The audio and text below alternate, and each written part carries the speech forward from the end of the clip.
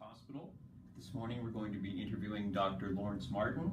Dr. Martin is a psychiatrist, an associate professor at McMaster University, and director of the Mood Disorders Clinic here at St. Joe's. Good morning, Dr. Martin. Good morning. Yes, good morning, Dr. Martin. Thank you for giving us this time this morning. We're really looking forward to it. Thank you. First off, I'd like to ask you if you can tell us a little more about your educational and work history. I have a tortured work history, having done all kinds of different jobs, from working on loading docks to roofing crews to library to political work. But finally wound up in where I belonged, which is in psychiatry. I didn't know you were a politician. I worked as a lobbyist for the Teachers Association in Alberta. Excellent.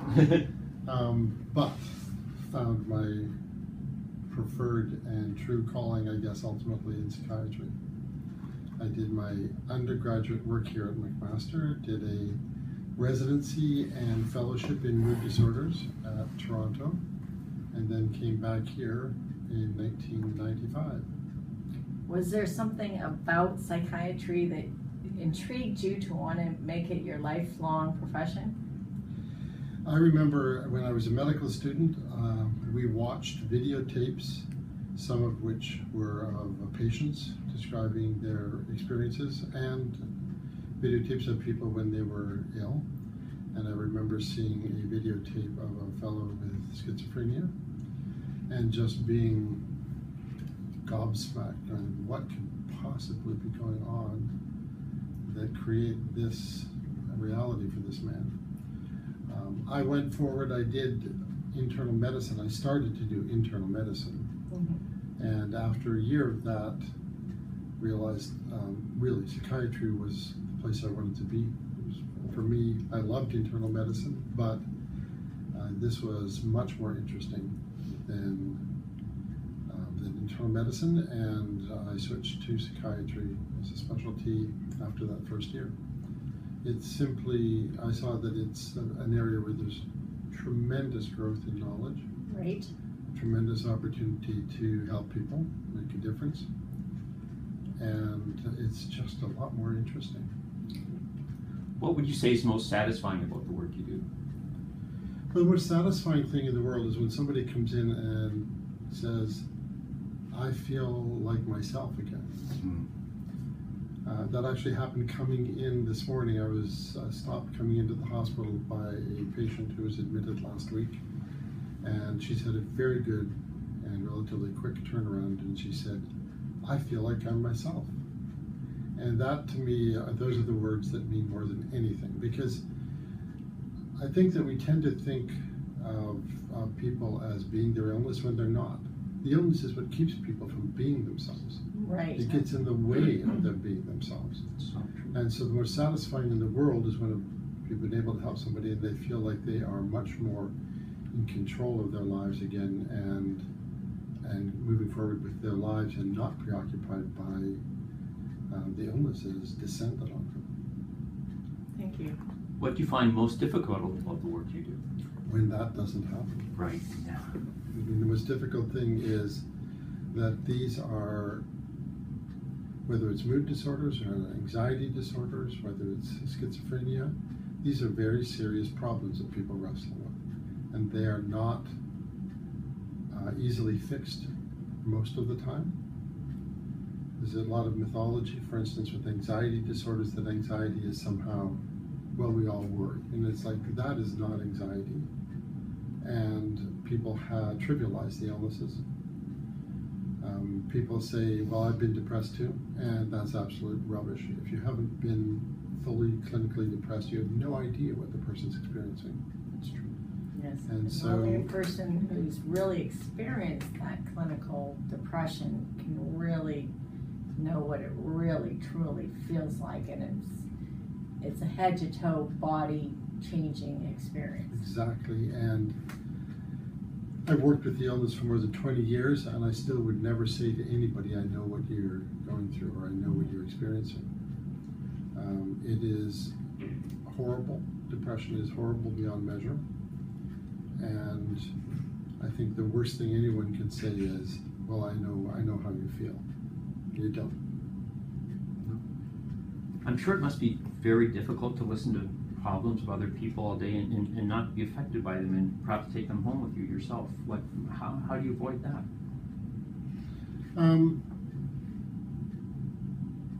You do take things home sometimes. When someone, you've not been able to help anybody and their lives are still in tatters, and that sits with you. But I think it's an odd thing, but part of medical training is you learn to separate yourself from the illnesses that you're treating, and you learn to make that switch. I don't know how to describe it, but it's a necessary survival piece for a person, and people who work, a person in internal medicine, they deal all day with people who are dying, and they have, in the ICU, you have deaths every day, and if you can't make that kind of separation, you will not last very long. And it isn't that you're cold, it's just you have to recognize you can't do it all. You can only try to help people. I always say the role of a doctor is to know the odds when you're trying to help somebody, play the best odds for them, to give them the best chance, the best shot at getting back to themselves. Thank you.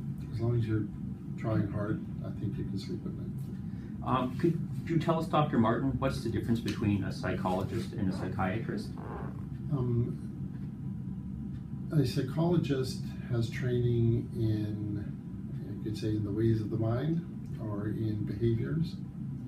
And a psychiatrist is a medical doctor who has done specialty training in mental illness.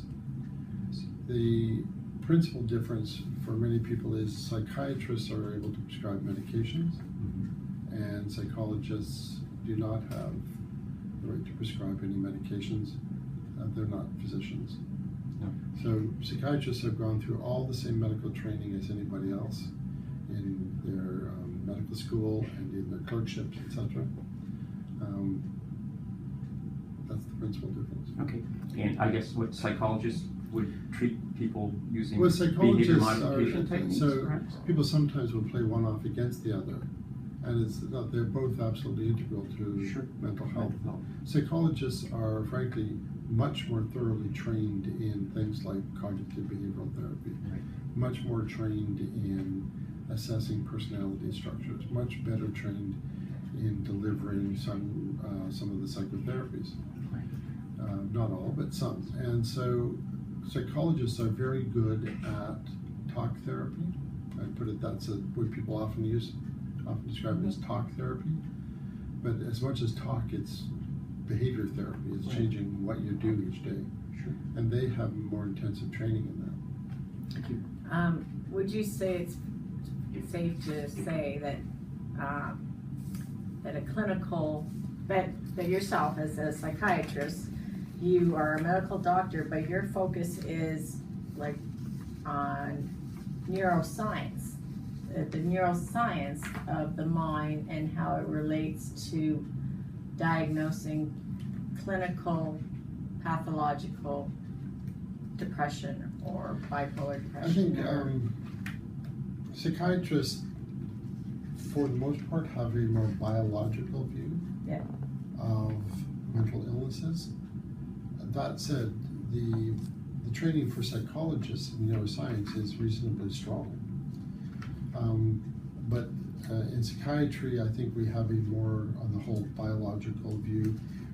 Because we're the only people who are able to prescribe medications Right. related to mental illness, we end up doing that more, and sometimes that creates an impression that we're just pill pushers.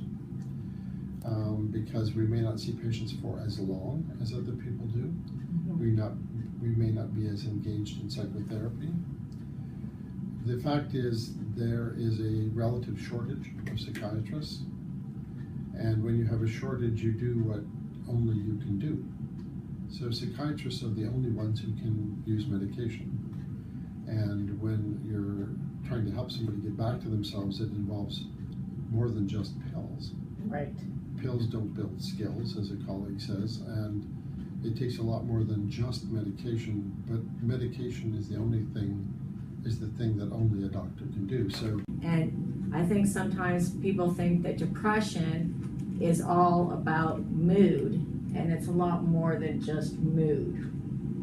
yeah, absolutely.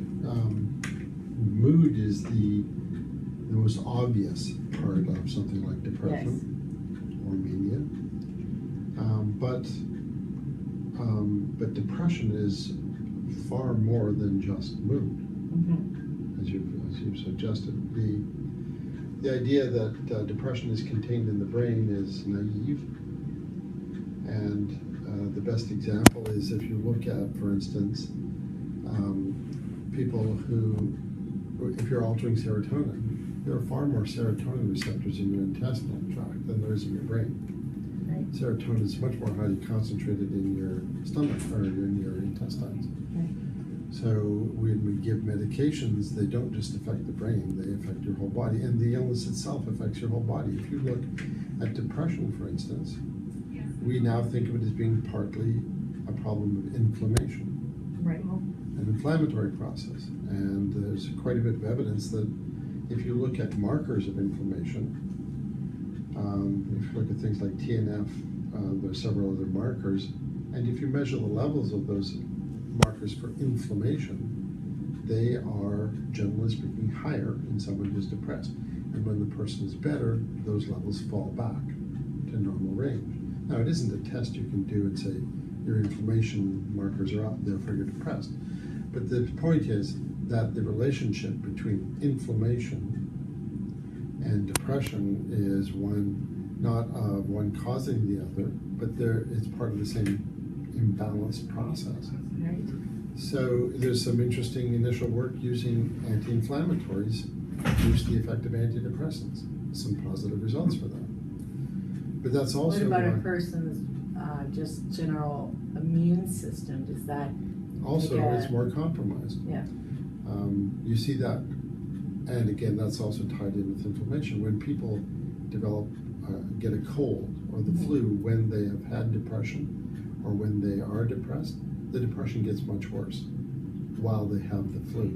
When the flu lifts, the mood improves again. And people need to know that though their mood may be worse, it's going to rally back once the infection is gone or the flu is gone. So we have to stop thinking of it being just mind and body.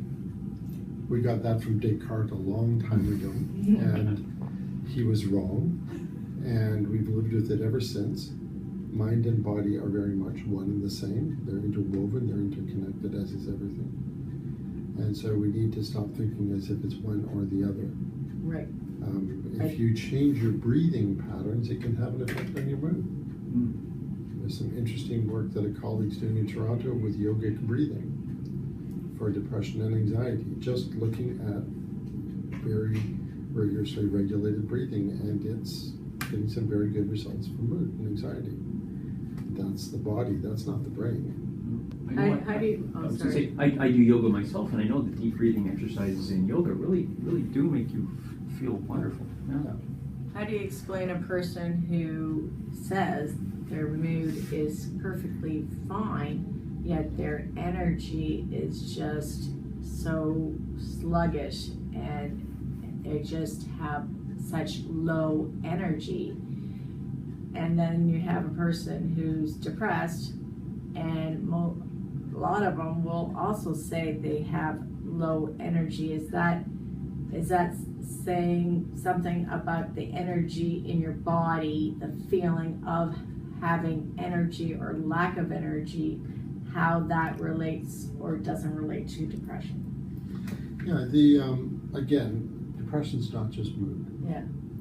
Depression is partly mood, and including in that irritability and feeling raw and edgy and agitated.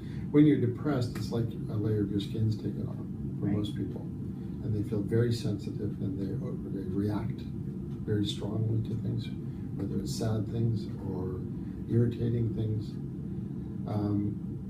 But mood is the obvious piece. The fact is, depression also involves dysregulation of sleep, changes in your appetite, and especially changes in energy.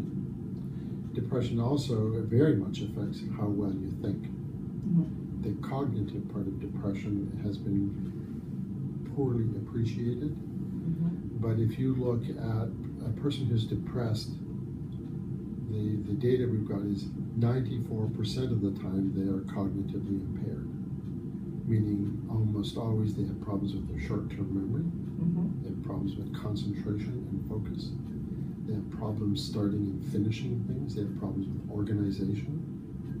So And do that's all medications absolutely- help that? Yeah, they can help.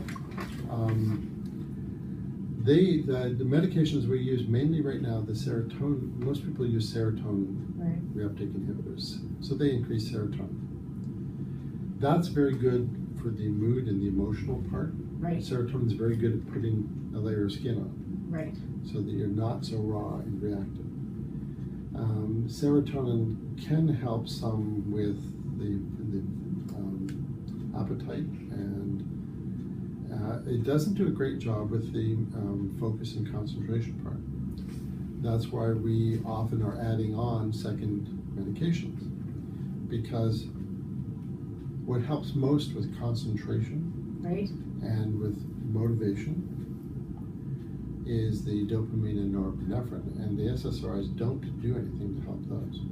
So we are always mindful. You have to watch when someone is taking an SSRI that they don't feel calmer, but feel emotionally blunted, feel like they don't have the emotions they used to have, they don't have the motivation still. So the help with cognition, thinking, the help with concentration, the help with energy and motivation, that often requires that we add a second medication, like Wellbutrin. So dopamine, let's Yeah. just say dopamine can help concentration and focus, attention, and all those good things. Yeah. But at the same time, the right levels are very important, because It's if all you have balance. too much dopamine, that person could probably not have a memory and be If you get- cognitively completely slowed down. If you get too much dopamine, like if you get way too much dopamine activity, you become psychotic. Schizophrenia is a problem of excessive dopamine activity. Can you describe what exactly it means to be psychotically depressed as opposed to psychotically When people- schizophrenic? Sure. Or It's more common than people think that when a person is depressed, their thinking becomes profoundly distorted. When you're depressed, everybody's thinking is distorted. Mhm. When you're depressed, you will always, in a situation, see the negative. You will always see the anger. You will always see all the negative parts of experience when you're depressed. Your perception, what you focus on, changes when you're depressed. If depression is more severe, your thinking can get profoundly distorted, and you can lose touch with reality. And so when people get depressed, they sometimes will believe that God is punishing them. And it isn't just a thought. They believe it, they know it. The key to psychosis is people have a distorted thought that is clearly out of touch with reality, and it's unshakable. There's no evidence to get rid of that thought. That's what psychosis is. So if a person's been diagnosed with psychotic bipolar type 1, aside from being That's a out of transient. touch with reality, what symptoms, what might they exhibit to Well, a person- have such a diagnosis? Okay, well, a person with bipolar illness, when they become manic, Uh-huh. that's also a state we associate with excessive dopamine activity. And they're delusional and they- this sort of thing. About 60 or 70% of people, when they are manic, they also have psychotic thoughts. So they may think they can fly. They may think that they can heal people by touching them. They Oh, may I think see. they are directly connected and talking with God in a way that's different from someone with a normal religious belief. So when a person's or they may become very paranoid and believe that Huh. everybody wants to hurt them, or people are plotting against them. But So if when they just people are have manic, delusions of grandeur, thinking that they're That's really psychotic. the most important person in the room or the most important person everywhere they go, is that that's Donald psychotic? Trump. Yes, that's That's true. That's not like, that's just an We're talking about it this inflated morning. ego, the delusion of grandeur. With that, is that psychotic? Yeah. No, Having I didn't that- say Trump is like I know. Yeah. Yeah. But Is that a type of Yeah. psychosis? Just having just a very overly confident sense of well-being no, overly a confident sense of well-being, is not probably psychotic. where we'd That- all want to be. But that's But- delusion of grandeur, which comes No. with the mania. Grandeur, delusion of grandeur is when you believe things like, I'm the king of Canada, or I'm the emperor of the universe. When people have those How kind about of, just I'm the smartest person in the world, in the room, and probably the most beautiful and sexually enticing person. Would that be? you just set me up for a line I'm not going to use. Okay. Is that psychotic, or is that just a delusion of It grandeur? can be a fine line. No, a delusion of grandeur is psychotic. Oh, Delusion- delusions of grandeur are Delusion- psychosis. Yes, delusion is a term we use when somebody has a very firm, fixed belief that's disconnected from reality, that no one else would agree with. So people, when they're manic, are more often than not possessed of those kind of thoughts that are very disconnected from reality. And that's what we call delusional. If they hear voices, that's an hallucination, auditory hallucination. That's common in mania. It also occurs in depression, less frequently. But if you look at somebody, if they have all of the symptoms used in DSM for depression, there's almost a 30% chance they have some psychotic beliefs, but very much at the other end of the spectrum. Delusions of worthlessness. Give an example, and this is contentious, but I think it's an example of how we miss it. If somebody believes that their family would be better off if they killed themselves, how is that not a psychotic belief? Yes, No that's true. family is better off when Right. someone kills themselves. But people, when they get really depressed, actually can get to the point where they believe that. Or if And they I would call believe that a that psychotic belief. there is absolutely no way in this world that they will feel better, that this pain will never end. That's a psychotic thought. It isn't called such, but I think we need to rethink what we call, But I mean, because that is profoundly because disturbing. people with depression have such severe pain that sometimes they do feel that they have no reason to believe that they will be better. Right, and the more depressed you are, the more likely you believe that. Yeah. And I guess that's our job, to the degree that we can, is to try to instill or maintain whatever bits of hope they still have left. So is that lack of hope, or is that a psychosis? The boundary's very murky. Yeah. And sometimes it's just a feeling of hopelessness. Sometimes that feeling of hopelessness can get to a point or an intensity that we would say, this is out of touch with reality. Okay, I just want to talk about something that I don't think gets talked about very much, because I think people assume that depression, like you said, is all about how you're feeling, you go to the doctor, and all they care about is how you're feeling today, and that all relates to their emotional well-being. But it's not said very often, how is your body feeling? Yeah. Because with depression, your sensory perception is off. At least When you're depressed, your sensory perception is off, just like your perception of your social world is off. Yes. So people, when they're depressed, have a much lower threshold for pain. Mhm. When you're depressed, and this has been studied, if you apply the same degree of pressure to the point where it's painful, if you're depressed, the point where it's painful is with much less pressure than if you're not depressed.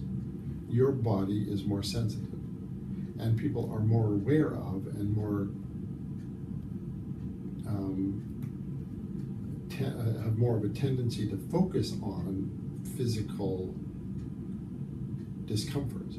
So I have an ache in my shoulder right now.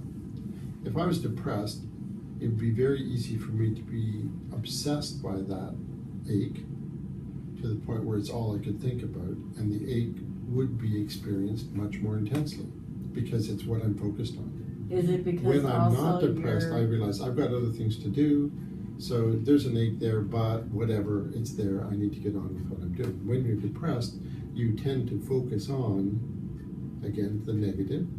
You tend to focus on the aches and the pains and physical discomforts of all kinds because you always focus on the negative. And your body is more sensitive to that signal. And how would you say that your emotional feelings and how they register with your nervous system, your sympathetic nervous system, sending out messages to pain? It's more of a sense of alarm, and a person that's depressed, they sense the pain because the sympathetic nervous system is more sensitive to people with It's depression. probably more sensitive in people who are depressed, but again, it also goes to where we put our attention. Yeah. And when depressed, we put our attention on pain, negative, discomfort, and we tend to exclude the periods when we're actually, our bodies are feeling fine. It's a perceptual bias and a physical sensitivity. I said before, when you're depressed, it's like living with a layer of your skin removed. You are more sensitive to your surroundings, whether it's social surroundings, whether it's a comment that somebody makes, or whether it's a pain signal from your body. You are more sensitive. People tend to think that depression is a state of dulled down existence. In fact, depression is for the most part heightened awareness, but of the wrong things. Could you please explain the forms used to admit patients to hospital without the patient's consent? Sure. The principal form that's used, the sole form that's used to admit somebody to hospital is what's called Form 1. And a Form 1 means that a physician believes, or a justice of the peace believes, based on family reporting, that somebody has lost control. And they've lost their ability to keep themselves safe. That is, thoughts about suicide have become overwhelming, or they've become dangerous, they've become agitated, they've become aggressive, and there's real concerns either, again, the doctor, or if a family is concerned, they can contact the justice of the peace who will then issue that. But a Form 1 requires that a person come for a psychiatric assessment, and that assessment can take up to 72 hours. After 72 hours, in this case physician, psychiatrist, can issue a Form 3 that says you need further assessment, and that assessment can take up to 2 weeks. Up to is the word here. So if somebody is put on a Form 1 and brought to emerge, if they're assessed, they don't have to stay for 72 hours. Once assessed, if the person who assesses them says, I think they've got enough self-control, they're not going to kill themselves, they're not going to hurt anybody else, they can look after themselves, the assessment's done. Right. And they can be released, doesn't mean 72 hours. Similarly, if an inpatient has that 2-week extension, they don't have to be there 2 weeks. It's just at most 2 weeks. And then there are extensions that can be applied for beyond that. But most people, it's basically the Form 1 if they're brought in involuntarily, sometimes the Form 3, but it's all about time for assessment. Okay. What process or procedures are in place to ensure that patients understand the importance and side effects of medication and other treatment modalities? There aren't any procedures in place to ensure that people know those things. Right. And And it's a problem because obviously any time a medication is prescribed, people should be aware what the benefit might be, but what the cost might be. And they should be the people who decide whether they want to take the risk for the relative cost. So that, I don't mean financial. No. I mean in terms of side effects. So anyone who's prescribed a medication should be told, this is what it's for, this is what I would hope will happen with it. These are the more common things that you have to watch out for, and if they happen, here's what you should do. I think that people do a middling good job of that, but I wouldn't say people generally do a great job. You can't list all the side effects because everyone's unique. There can be hundreds, but it is certainly an obligation anyone prescribing has to say these are the more common side effects, or if there's a particular dangerous side effect, this is the most dangerous potential side effect. Everyone should have that, but there's no clear systems in place to make sure people get that information. The problem is if you go to the web and look for that basic information, you won't find it most times, because as soon as it's on the web and in print, you're liable for what's on your website, and people, again, default to an extremely comprehensive, conservative, that is, they describe all of the side effects of that, at which point people have a hard time separating through the chaff. Right. It's turned off by all the side effects. Yes. Right. In regards to patient compliance, do you think there are any ways to improve the present system in patients as well as in discharged patients? Well, we're trying something on our mood disorder inpatient unit that we're hopeful will become a model, if it works. And that is, we've moved to a model where people are responsible for their own medications for several days before they leave the hospital. And we're actually moving to try to make patients responsible for taking their own meds throughout the stay, if possible.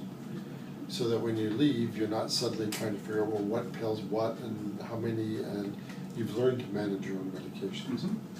So that's a logical thing to do on inpatient units. We haven't done it before, partly because you don't want medications just floating around the unit. But we've got around that, and so we're trying to do that to help people be more familiar with the medication and in a better routine. We could do a better job. The main reason people stop their meds, though, is because they feel better. Right. That's Yeah. right. That's It's what I actually, so many I people. feel better. And I you know feel what's- well, and I don't need them anymore. Exactly, I feel Right. well, and I think it's a healthy impulse to say, so I don't want these meds, I just want to be myself again, right? Sure. But unfortunately, more often than not, when you stop the Yes. meds, you aren't yourself Right. again. Often the meds But- are helping them. And if you themselves. take medications for high blood pressure, You you're don't not gonna know. all of a sudden say, I'm gonna stop these medications because I know I'm never gonna get high blood pressure ever No one again. would ever do that. Right. No, But- that's right. Yeah. But, But you know, I then, think anybody who's got any appreciation for the difficulty, or how difficult it is for people to take medications, is going to have a pretty reasonable attitude towards somebody stopping their meds. You know, in bipolar illness, we just assume everyone's going to stop taking at them. least after the Right. first episode, and sometimes after the second. Right. And by then the penny will have dropped, and then people usually are okay. Yes. And it isn't that they don't want the highs, it sure as hell don't want the The lows. lows. Right. Yeah. And so the best thing for compliance, though, is make the person part of the decision. Like, these are the meds, this is what it will do if it works. Do you want that? So that it isn't you take this pill, it's rather, do you want to try this? And I think the main thing people tend to forget is a patient is a person, and they have responsible lives, they have families, and then they come into the office and too often they get treated as though they're children. Right. They're not. So they need to be part of the process, and they need to understand and make the decision themselves. Then they're going to be more invested in it. Sure. And lastly, Dr. Martin, how may a person be assertive when asked, are you bipolar, when they would prefer to be asked, do you have a bipolar disorder. That's interesting because, you know, years ago I thought, oh, why are people so touchy about this? Now I'm very touchy about it. It goes back to that fundamental point I tried to make earlier, and that is people are themselves. The illnesses make them not able to function as themselves. And so it's extremely important that a person not say, I'm bipolar. It's extremely important that you recognize, I am who I am, and I have an illness that makes that difficult for me to be that person. So I would correct it, and I think that people might say, oh, you know, you're so politically correct or whatever. I think it's important that it be corrected. You do not say, I'm cancer. No, that's for You sure. do not say, I'm blood pressure. I have hypertension. And in the same way, you should not say, I'm bipolar. You have an illness, you have a problem that's affecting your ability to be you. You are you. That's for sure.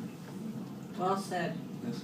Well, I certainly want to thank you for taking time out of your busy schedule today. Pleasure. This half hour turned to an hour, so thank you very much. And Sorry for being so long-winded. No, it was great. We appreciate that, and I think that, you know, the viewers, whoever they may be, might have a better understanding of this medical illness, because I hope that's so. truly, in fact, what it is.